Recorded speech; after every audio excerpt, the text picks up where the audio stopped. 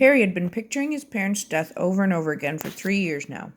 Ever since he had found out that they had been murdered, ever since he'd found out what had happened that night, how Wormtail had betrayed his parents' whereabouts to Voldemort, who had come to find them at their cottage, how Voldemort had killed Harry's father first, how James Potter had tried to hold him off, while he shouted to his wife to take Harry and run, and Voldemort had advanced on Lily Potter, told her to move aside so that he could kill Harry, how she had begged him to kill her instead, refused to stop shielding her son, and so Voldemort had murdered her too, before turning his wand on Harry. Harry knew these details because he had heard his parents' voices when he had fought the Dementors last year, for that was the terrible power of the Dementors, to force their victims to relive the worst memories of their lives and drown powerless in their own despair. Moody was speaking again, from a great distance, it seemed to Harry. With a massive effort, he pulled himself back to the present and listened to what Moody was saying. Avacadavra's a curse that needs a powerful bit of magic behind it. You could all get your wands out now and point them at me and say the words, and I doubt that I'd get so much as a nosebleed. But that doesn't matter. I'm not here to teach you how to do it. Now, if there's no counter curse, why am I showing you?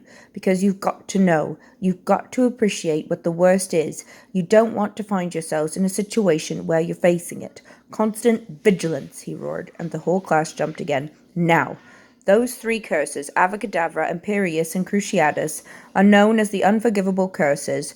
The use of any one of them on a fellow human being is enough to earn a life sentence in Azkaban. That's what you're up against.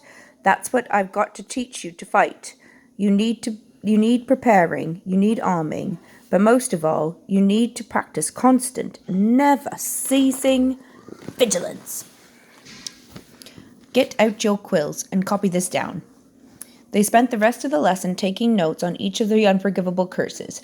No one spoke until the bell rang, but when Moody had dismissed them and they had left the classroom, a torrent of talk burst forth. Most people were discussing the curses in odd voices. Did you see it twitch? And when he killed it, just like that. They were talking about the lesson, Harry thought, as though it had been some sort of spectacular show. But he hadn't found it very entertaining, and nor, it seemed, had Hermione. Hurry up, she said tensely to Harry and Ron. Not the Ready Library again, said Ron. No, said Hermione curtly, pointing up the side passage. Neville. Neville was standing alone, halfway up the passage, staring at the stone wall opposite him, with the same horrified, wide-eyed look he had worn when Moody had demonstrated the Cruciatus curse. Neville, Hermione said gently. Neville looked around. Oh, hello, he said, his voice much higher than usual. Interesting lesson, wasn't it? I wonder what's